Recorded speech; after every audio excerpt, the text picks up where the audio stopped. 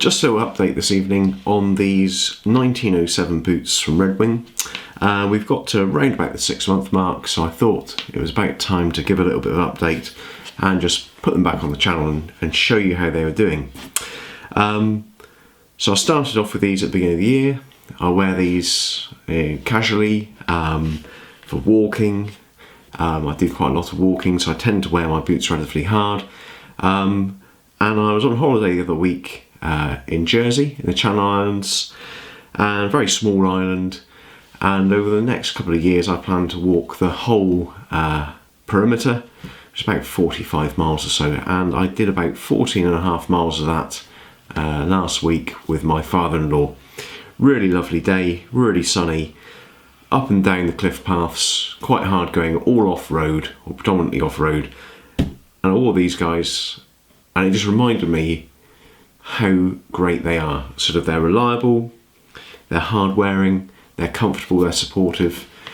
They're just great boots. And whilst we sort of sometimes comment on the break-in period of Red Wings, the fact I can walk all day long, 14.5 miles in them, and they're my boot of choice to do that, really does go to show what you get once you've broken them in. So, as I say, these have got 6-month mark, and they're doing fantastically. This is the copper rough and tough leather. I haven't treated this at all. It's lightened slightly. It's picked up a little bit of patina where it's been rubbed and scuffed. Probably it is a little bit overdue for some treatment, but I don't like over treating my boots so the leather darkens. I kind of like it aesthetically that little bit drier and lighter. I know it needs a bit of treatment, but at the moment they do feel pretty oily, and what I propose to do in order to give it some basic care is to just give it a quick brush over, redistribute those oils, and take the dust out of the seams and stitching where that dust will act as an abrasive and prematurely damage the leather and stitching. So bare minimum care treatment for these, so they haven't been treated at all. I'm going to give them a good old brushing over, but for the time being that's about it. Probably not the best way to look after my boots, but these boots are, to be perfectly honest, absolutely bomb-proof. Red Wing leather is super tough, and that's why people talk about the break-in. So in terms of the break-in, in terms of the size, the fit, the wearing experience, these come in a slightly more generous last than the more familiar 875s. So these come in the 45 last because it's designed to accommodate an insole, and they do come with an insole, so a nice simple leather insole with a bit of foam back, and that's added to the comfort. So that little bit of padding just gives you a little bit more comfort day to day, and also the more generous last manifests itself really in a probably a slightly wider boot, marginally wider, but it is definitely deeper. So when your boot flexes, you don't get this sort of pinch on the top of your toes on the seams, as I've found in the sort of break-in period. It's just a much kinder break-in. So if you've got a slightly wider foot, if you're a bit more sort of timid about the break-in experience of Red Wings, I'd certainly recommend the 1907s on that basis alone. What else can I recommend these for? Well, they have the triple welt, the Norwegian welted construction. Aesthetically, that's really pleasant to my eye. It gives it a little bit of a chunkier feel. It also does provide a little bit more water resistance, almost like a splash guard. I think it looks really nice that you've got the extra layer of black in there. It's just a nicer construction. It looks like there's a little bit more going on in these than the more traditional 875s. The sole is the Christie sole, and whilst I haven't worn these hugely frequently in the last 6 months, they have been worn often, but they haven't been my primary boot. The Christie soles, certainly on the heel there where I overpronate slightly, they do wear quickly. Absolutely fantastic off-road but if you're walking on concrete, these soles will wear relatively quickly. If you overpronate, it exaggerates that, because that wear will happen quicker and cause you a bit of a problem.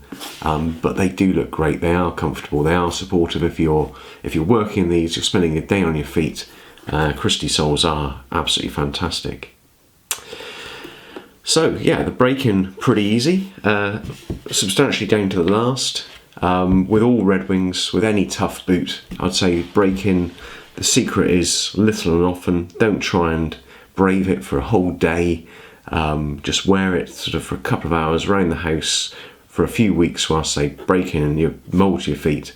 Because once you get deep blisters on your feet, you're not going to be wearing these again for a long time. So toughing it out is counterproductive. Little and often is the key. I also wonder whether the leather laces are a little bit of a secret to the more comfortable break-in, because obviously these have got a little bit of natural yield, a little bit of stretch in them. Aesthetically, again, very, very nice. They are incredibly long. So with these, I wrap them around the ankle. Again, aesthetically pleasing, practically a good solution. I think some people do cut them short, but I don't really see any merit in that. It works just fine with a wrap round. They do come with a second pair of laces, so Red Wings are pretty sparse on the freebies normally, but you do get a second pair of laces, sort of a brown and black rather than the sort of the yellow and black that you normally get. I might pop those in at some point, but these leather laces have got a decade more wear in them. They're very tough, but that might mix up the look a little bit. So, yeah, that's where we are at about 6 months. We'll come in for a few close-ups just to take a look and see how they are faring and look at a few details. But yeah, very happy with them. I really struggle to fault Red Wing boots.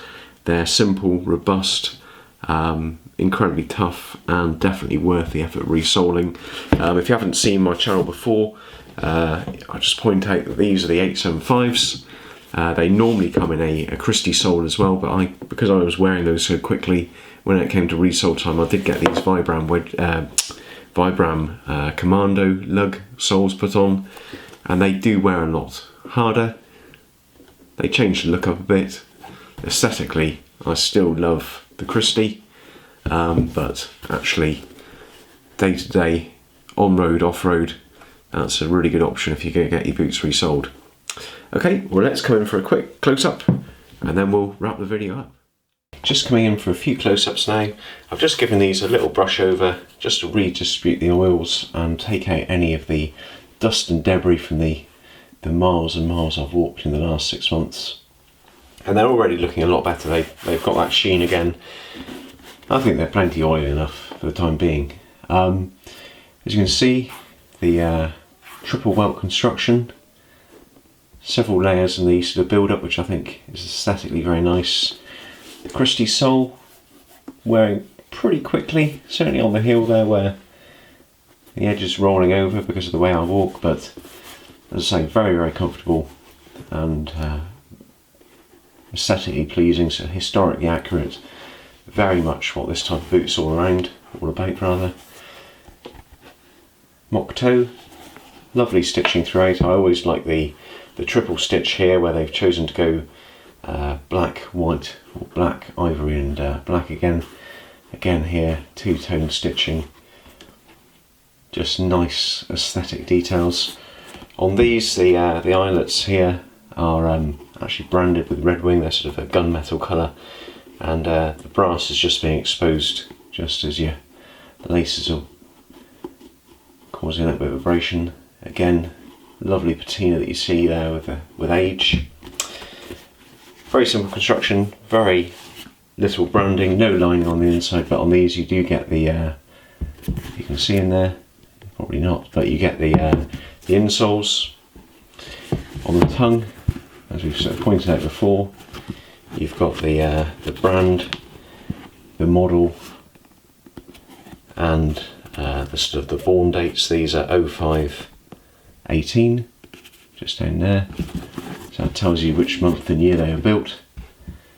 It's quite useful if you're sort of buying them sort of dead stocks. You know how long they've sat on the shelves, so you can tell whether you're going to need to give them a little bit of treatment before that you get them out of the box. But yeah, all looking good. Bulletproof leather, stitching, never an issue, never seen a dropped stitch or a broken thread on a Red Wing. And yeah, looking good. Well, that brings us to the end of the video. You've seen the boot at 6 months. We'll probably come back at 12 and just see how they're getting on then. I would have thought probably 12-18 months down the line, these will need a resole. As I say, the Vibram lug is a practical and sensible option for resole. Aesthetically, I still love the Christie soles. There are a few Christie soles, especially one I think I've found by Goodyear, and they featured on some Golden Fox boots, which I will do an update on shortly as well. But they are a much tougher rubber, and they do wear that little bit harder. So if I go to a sort of a high quality cobblers, I might be able to source that sole for these, so I could have my cake and eat it, have a nice aesthetically pleasing Christie sole, but just get that extra little bit of wear with the Goodyear version. We'll see when that time comes, but yeah, very happy with them. I will continue buying Red Wing boots. I've yet to be disappointed. I've got 3 pairs so far, the 2 mock toes that you see here, plus some blacksmiths, which are fantastic as well. They come in the Vibram mini lug sole and a sort of stacked heel, really nice. And as I say, I've never been disappointed by a pair of Red Wing boots, and yeah, they're just great value, and they're absolutely beautiful to look at to my eye. Okay, well that brings us to the end of the video. If you haven't seen my channel before, please check it out.